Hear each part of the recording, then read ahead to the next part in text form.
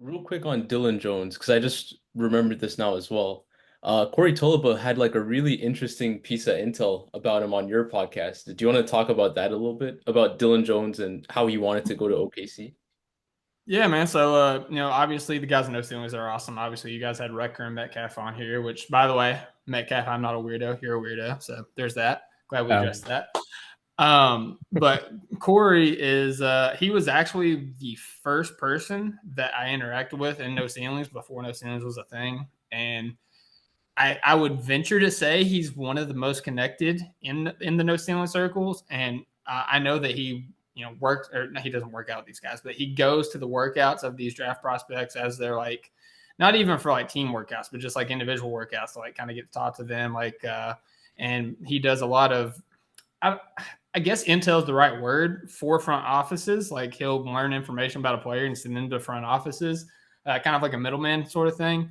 And he grew very close to Dillon Jones over the past couple of years, as a prospect, as he was trying to make his way into the draft last year in the second round and, continuing to build that relationship this year as he, worked his way into the first round. And a variety of ways they talked. I mean, I think he was there with workouts again. They brought him on for their film session where they break down film for their podcast, and he says after every podcast they stay on for like 10 minutes and just kind of talk shop.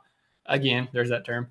Just kind of talk about other prospects in that range, people that they've played against, and kind of where they want to go. And he said, OKC's literally perfect. Like that was his words. OKC's literally perfect, but I don't think they'd take me at 12. They only got the one lottery pick. And Corey's like, well, they got a lot of picks. And sure enough, we did. We traded 5 second-round picks to get back into the first round to take Dillon Jones. So, second-round picks are second-round picks, but like 5 second-round picks gets you a rotational player in the NBA.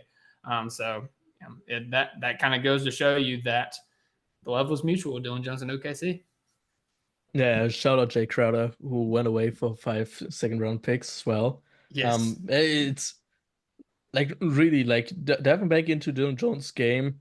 Like I came back to it at the beginning of the 2024 NBA draft circle, and then came back after the 2024 draft. And it really feels like he really meshes well with this OKC team because he does everything a little bit, but also like very well because he was tasked to do everything at Weber State, um, which is also like kind of funny because Weber State sounds kind of familiar to uh my last name actually. Like that's pretty close to Yeah. it. But it's yeah, he's done an incredible job. Like he's such a good passer. Creation wise, obviously he's not going to get tasked to do that much. Like he's not going to do all the heavy lifting, but more like the little things, I think, on OKC, and that's going to be very valuable. It's definitely interesting to see though, because OKC has so many guys on this team that are great at hustling and doing the little things, like Kendrick Williams, Aaron Wiggins. They just got an Isaiah Hartenstein, Alex Caruso. So it's very interesting because they're all learning from one another, and Dillon Jones is able to learn from like quite the skilled veteran players. One of the things I loved from Dylan Jones was his quote, being the guy helped me know what a guy would need from me. Isn't that just a perfect quote for a guy who's coming into the NBA? You want a guy to be a rotational piece. Obviously, he's a senior. He's been able to work his way up the ranks at the college level, Division 1 with Weber State, not Wilbur State, Alex. But anyhow, it's like that's the kind of guy the Thunder would look for. Someone who's going to complement your star. We know who the star is. We know who takes 20 shots per game. We know who's going to be in the MVP caliber and candidate and hopefully award conversations in the following years. So I'm so excited to get a guy with this kind of skill set and being able to move the ball. High IQ guy is able to set good screens as well. Big body. I really like what he's going to do in the NBA.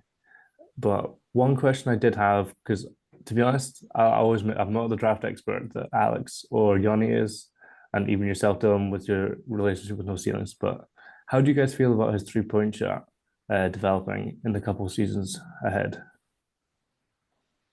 I feel fine with it. One of the big things about Dillon Jones is, as Alex said, he was tasked with doing everything at Weber State. And it was impressive what he was able to do. Like, 20, 10, and 5 is nothing to sneeze at. I think he had like 2 steals and a block as well.